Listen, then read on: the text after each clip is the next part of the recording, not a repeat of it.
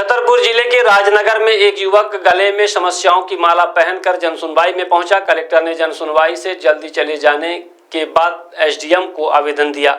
उसने अपनी समस्याओं के निराकरण की मांग की है।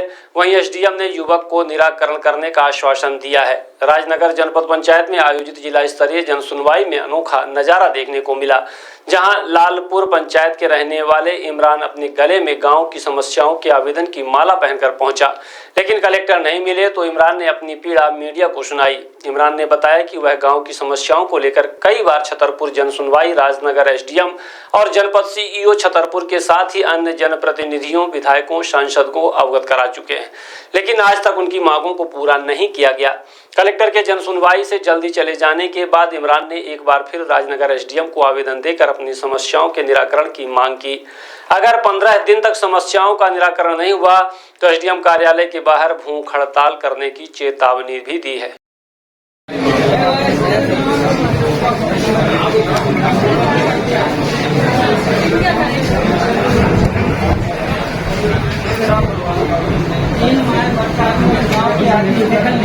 राजनगर नहीं आ पाते हैं, पंचायत लड़की वहाँ पे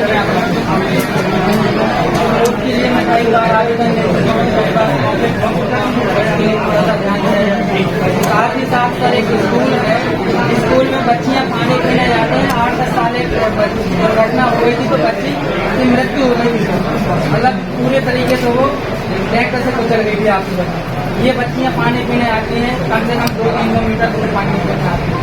ऐसा ना हो कि फिर से एक और घटना लग जाए। ये स्कूल है, लगभग 15-20 सालों से खंडर है, यहीं से बच्चे निकलते हैं, आते हैं, जाते हैं। ऐसा ना हो कहीं घटना घट जाए। गौशाला है सर, ये गौशाला पूरे किसान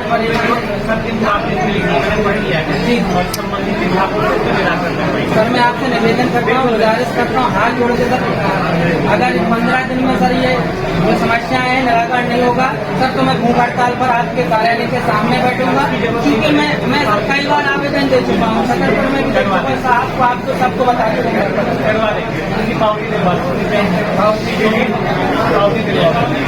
हेलो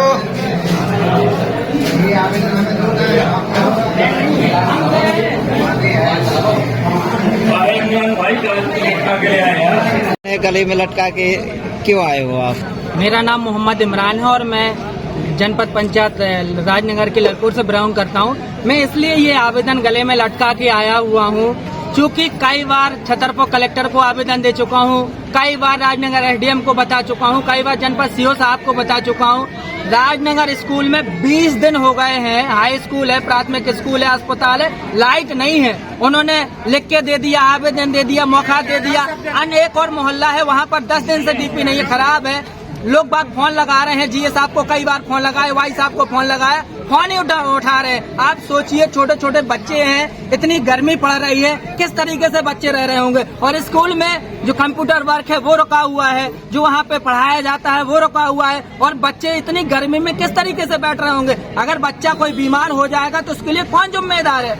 लालपुर में गौशाला है, आपने देखा होगा कुछ दिन पहले सोशल मीडिया पर वीडियो वायरल होता। गांव की सफाई इतनी बेकार है, दुर्दशा है, न उनको खाने को है, न पीने को, न वहाँ पर कोई देख रहा है। एक गांव है चौतौरापुरवा, लगभग जब से देश आजाद हुआ है हर साल 3 माह में वहाँ के लोग बाग राजनगर नहीं आ पाते हैं, गांव पंचायत नहीं आ पाते हैं। कोई बीमार हो जाए, बच्चे पढ़ने नहीं आ पाते हैं। साथ ही साथ वहाँ पे खंडर स्कूल है, कोई वहाँ पे गिर जाए, मैंने कई बार आवेदन दिया, इसको गिरा दो, नया बना दो, कोई नहीं सुन रहा है। प्राथमिक स्कूल में एक 10 साल पहले बच्ची खत्म हो गई थी, लेकिन उसके लिए आवेदन दिया था, सबने कहा था कि बनवा देंगे, बाउंड्री बना दे, आज तक कोई नहीं बनवा रहा है।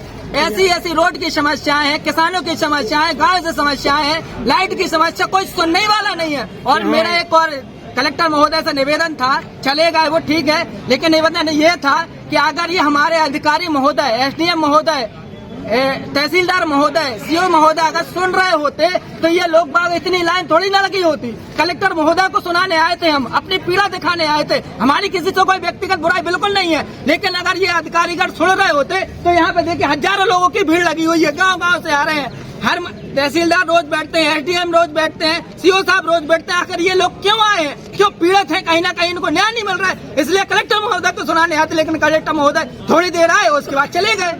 जन सुनवाई में उपस्थित हुए। मेरा आवेदन एसडीएम महोदय ने लिया हुआ है। मैंने उनको सख्त चेतावनी दी हुई है। अगर 15 दिन में जो ये 15 मुद्दे हैं गांव से समस्याओं से रिलेटेड, अगर इन मुद्दों को सॉल्व नहीं किया गया तो 15 दिन के बाद 16वें दिन में एसडीएम महोदय के चैम्बर कार्यालय के बाहर भूख हड़ताल पर बैठूंगा और जब तक गांव की समस्याएं नहीं हल हो जाएंगी तब तक इसी तरीके से आवेदन देता रहूंगा और बोलता रहूंगा, चाहे कुछ भी हो जाए। जन सुनवाई में आपके द्वारा आवेदन दिया गया, अधिकारियों ने क्या आश्वासन दिया? अधिकारियों ने बोला हुआ है कि हाँ, इसकी आपको आवश्यकता नहीं पड़ेगी और हम जल्दी से जल्दी संबंधित अधिकारी हैं, जो विभाग के अधिकारी हैं, उनको सूचित करके जो आपकी परेशानी है मैं हल करूंगा, हल करने की कोशिश करेंगे। एक और बोलना चाहूंगा, जो डीपी है मेरा वाईसी साहब से, एसडीएम साहब से विनम्र निवेदन, हाथ जोड़कर पैर पड़कर निवेदन करता हूँ कि बच्चों से रिलेटेड समस्या है उनको तुरंत हल किया जाए। बहुत परेशान है, इतनी गर्मी है लेकिन कोई सुनने वाला नहीं है।